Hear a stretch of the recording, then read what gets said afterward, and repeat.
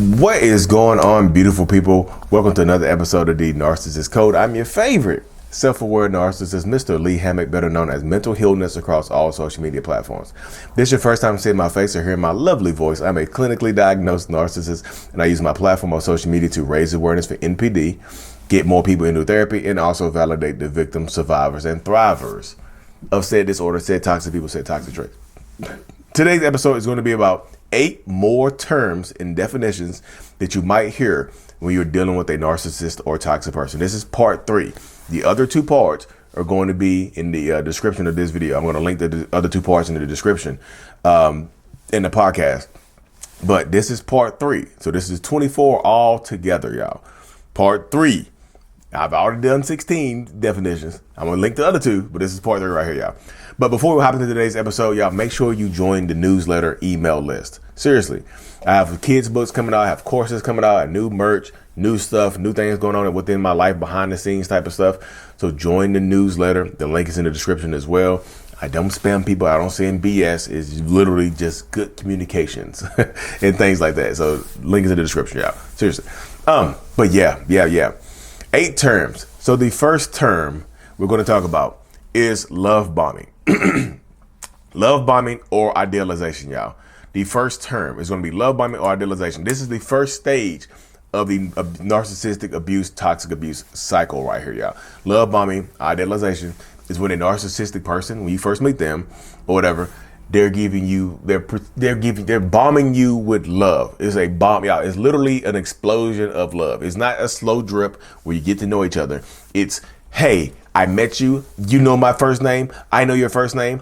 You really want to know my last name? Marry me, and it'll be your last name. You learn it at the same time when you sign the marriage certificate. It's pretending to be or giving you everything. Pretending to give you, not pretending, like literally giving you everything that you want and need. Sometimes like pretending to be the person that you've always been praying for, like the person you prayed for to God. Love bombing is intense. It's just, this is when they wrap you up. This is when they get you. This is when you miss the red flags. This is when they are, this is when they're literally promising you a future together. Love bombing is not, it can feel like real love, but in the end, it doesn't end up looking or being real love because it was just an obsessive stage when a narcissistic person is like lifting you to the highest of heavens. They're putting you on this pedestal, but the same pedestal that they put you on, they can knock you off of. They will knock you off of eventually. That's just how it goes with narcissistic people, y'all. Sooner or later, you're going to get knocked off this pedestal. So love bombing, idealization is the first definition, y'all. The second one, triangulation. Triangulation. This is when it's like the triangle shape, y'all. The narcissistic person, toxic person, is pitting you against somebody else or pitting somebody else against you. Maybe somebody you don't even know. A lot of times this works in relationships with the narcissist and the new supply and you. They triangulate. They turn the new supply on you. They turn you against the new supply. And y'all don't even know each other sometimes, y'all. When you're trying to co-parent with somebody you don't like, and then they got a new partner, they are trying to triangulate you. It's turning people against each other or manipulating multiple people. And the narcissistic person, like y'all be arguing, fussing, and fighting, and the narcissistic person is sometimes they can take a step back and just y'all are fighting only because the narcissist is in the picture.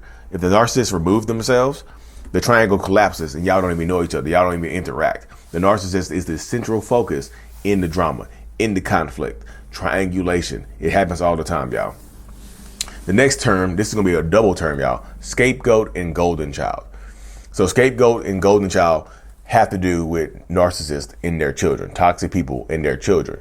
The scapegoat child is like what it sounds like, the scapegoat. They get the worst of treatment. They get blamed for everything. They get held accountable for things. The narcissistic person takes all their anger and frustration out on the scapegoat children. Could be the stepkid. Could be whoever it is. And they're like they get it all. The scapegoat gets the leftovers, pretty much. The leftover love from the narcissistic person. But like I said, Lee, the leftover love, where's the rest of the love go? To the golden child or children. The golden child or children, the narcissist sees their good qualities reflected back at them from the golden child. So the narcissist is the golden child. Like you treat gold like you treat gold like it's valuable, don't you? So the narcissistic person in this circumstance is treating the golden child like a valuable child. You see what I'm saying? The golden child is covered in gold. The scapegoat child is covered in rust. You see what I'm saying? Rust used to be could be a beautiful metal, but it's just been oxidized and treated badly. It hasn't been taken care of. So golden children they still get traumatized, but they get treated better than scapegoat children from the outside eye. It's still trauma. It's still trauma. They still go through trauma because they don't get held to the same standards. Like they get lifted up. Don't get being a golden child can be extremely tough as well. I'm not saying it's like being a child of a narcissist is difficult regardless. You know what I mean? But scapegoat children get treated way worse than golden children and get the brunt of everything, y'all. The fourth definition is going to be smear campaign, y'all. The smear campaign from a narcissist. The smear campaign is literally smearing your name or reputation in poop. Smear campaign, like covering your reputation, trying to discredit you by lying, making up rumors, just saying all kinds of BS, just lying on your name, trying to hurt your feelings, trying to ruin your reputation in public or wherever. That narcissistic person is trying to get out ahead of you, to discredit your name, to discredit to maybe get you fired from a job, to maybe make you lose friends and family members and things like that, because they think the narcissistic person thinks that you hurt their feelings. So they're trying to hurt you. That's just how it goes. You hurt me, I need to hurt you. I'm just returning the favor. I'm just matching your energy. No, a smear campaign does not have the truth in it, y'all. The smear campaign is full of lies and rumor. You telling your story about what you went through with a narcissist, as long as it's the truth, cannot be a smear campaign. The smear campaign cannot be the truth. It doesn't contain the truth. And the truth is not a smear campaign. It just cannot be. So telling your story is not a smear campaign. You launched a smear campaign on me. You telling your story. You telling people what I did to you. You telling people what I did to you. You see what I'm saying? The truth cannot be a smear campaign, y'all. It just cannot be. And the best way to deal with the smear campaign a lot of times, y'all, is to just ignore it, because the narcissistic person wants you to argue, fuss, and fight with them. That's just how it goes, y'all. They really, really want you to fight and fuss with them. And the smear campaign doesn't always happen at the end of a relationship with a narcissist. The smear campaign can happen start happening during the relationship. They can start talking junk about you to their friends and family while y'all are actively still together. That happens quite a bit as well, y'all. Gotta be very, very wary, very careful of that as well. The next term is going to be J.A.D.E. J.A.D.E. J.A.D.E. is a technique, an acronym for do not justify, do not do not argue, do not J.A.D.E. do not justify, argue, defend, explain. So justify, argue, defend, explain. You put do not in front of each one of those words. So don't justify, don't argue, don't defend yourself, don't explain. This technique helps you communicate with narcissistic people, y'all, and protect your emotional health. It just does. And sometimes physical health, because you can't always go no contact with a narcissist or toxic person. So using the J technique helps maintain your sanity, y'all, because narcissistic people want to try to trigger you into an argument, want to try to trigger you to fuss or fight with them. They want to try to trigger you and just make you battle with them, make you fight with them. Because if they can trigger you, they can control you. So when a narcissistic person says something to you, you want to justify yourself. You want to justify yourself, which ends up leading to an argument, which ends up leading to you defending yourself, which leads to you end up over explaining yourself. Y'all, they don't care. Don't over explain yourself to somebody who's not even trying to listen, who's not trying to hear you anyway. They just want, their goal is to just prove you wrong. They're not trying to listen to you. They don't want to. I'm saying they don't care. At the end of the day, they do not care. They don't. They don't care about how you feel at the end of the day. As long as their feelings, they feel like they won. They want to defeat you. So as long as they make you feel defeated, they have accomplished their goal. So don't justify, argue, defend, explain. Don't get roped into a conflict, y'all. You don't have to attend every argument that you're invited to. I heard that, and I was like, yeah, that is absolutely true. You do not have to attend every argument that you're invited to, y'all. My mic came off. Give me 1 second. You're gonna hear a couple of quick sounds, y'all. Bear with me. Okay, we're back. Next term is going to be yellow rock. Yellow rock. Yellow rock, gray rock is when you're dealing with a narcissistic person and you just remove their emotional responses to them. You don't let them trigger you emotionally. It just, you become like a rock, y'all. Become born as a rock. Be very careful using gray rock, because sometimes people will, they'll lose their minds. Yellow rock is low communication with a narcissist or toxic person, especially when you're trying to co-parent with them, y'all. Yellow rock means you are only, and this is my interpretation of y'all, you only are responding to what's necessary about the kids. You're skimming for the kids' names. Like, they send you a long message, you don't have to read, don't read the whole message. Skim for the kids' names, read that sentence before, read the sentence after, and keep it moving, y'all. Because, and only reply to the part about the kids. You don't, like I said, y'all, you can be friendly to people like that. Don't try to be friends with them, but like you yellow rock. It's extremely low contact about the children. We're only talking about the children. We're not asking how their day. I mean, you can ask how their day is going. Like, oh, hope you're having a good day. The kids, this. Don't get entangled into it. No, oh, my day is going terrible. I need help with it. No. What about the kids? Always about the kids. Redirect about the kids. Hey, kids.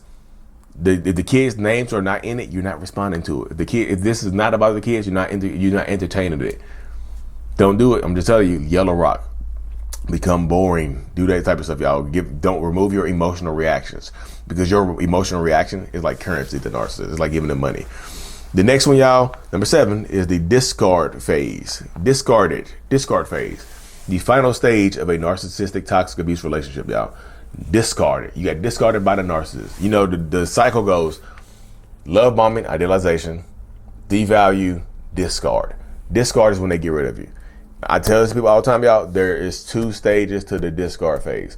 The first stage is the emotional discard, where they emotionally get rid of you. They emotionally disconnect from you. They emotionally remove the love and the care and affection from you.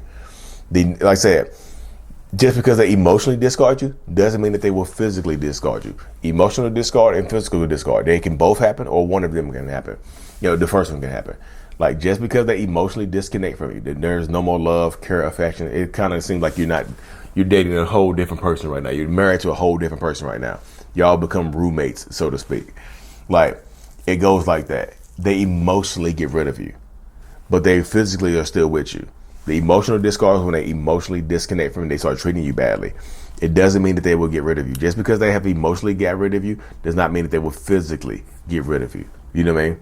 Physical and emotional discards are different. But sometimes when they emotionally discard you, when they emotionally get rid of you, they're trying to emotionally connect to someone else. And when they emotionally connect to someone else, sometimes that's when they physically get rid of you. They'll physically discard you, physically break up with you, you know. But just because they emotionally break up with you doesn't mean that they will physically break up with you. They might keep you around. Even if they find somebody else, they might keep you around and just live a double life. That happens all the time, y'all. And the last definition, y'all, is the word supply. What is narcissistic supply? You know, what is narcissistic? So if you Google what is narcissistic supply, what is narcissistic supply? The first thing that comes, narcissistic supply refers to the constant supply of attention and admiration needed by narcissists. Validation. To me, supply is just validation, y'all. You can get validation from a lot of different sources. Supply, to me, doesn't necessarily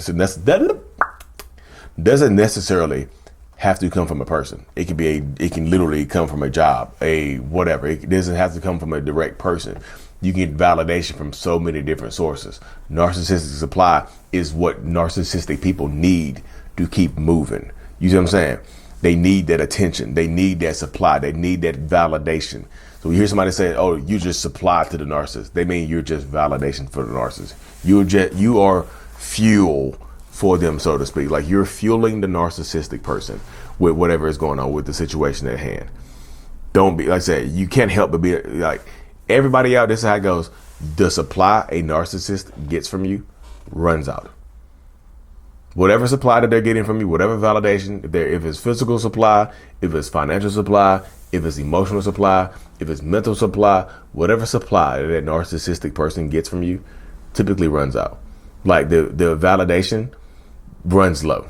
Like, the same validation that they used to get from you doesn't feel the same anymore, you know? So when it doesn't feel the same anymore, they start treating you differently. You know what I mean? Damn, y'all hear that? My cat just ran, like, headbutted at the door. Oh my goodness. But anyways, y'all, narcissistic supply, all the other good stuff. I'm gonna link the other 2 videos with the previous definitions in the comment section. Thank y'all for tuning in to another episode, y'all. I truly appreciate y'all. If you made it this far, y'all, hit the subscribe button. just subscribe to the channel. It costs you nothing. Zero, nothing. Anyways, y'all, thankful for y'all, super thankful. Like and subscribe for more. And as always, mental illness is out. Peace. Thank you so much for making it to the end of my video, y'all. Thank you for watching all the way through. I'm eternally grateful for you. If you haven't already, you made it this far, you might as well go and hit this subscription button, y'all. Turn on the notifications so we can reach more people. Help me reach more people and whatnot. The self-love brand is available as well. Link is in the description of every single video I do, y'all. I'm aware this is the I Love Me brand. The self-love journal is also available too, y'all. I have a weekly newsletter that goes out as well. If you haven't, check in to join the channel memberships for some behind the scenes access and more perks and things like that, y'all. Thank you so much. Mental illness is out. Peace.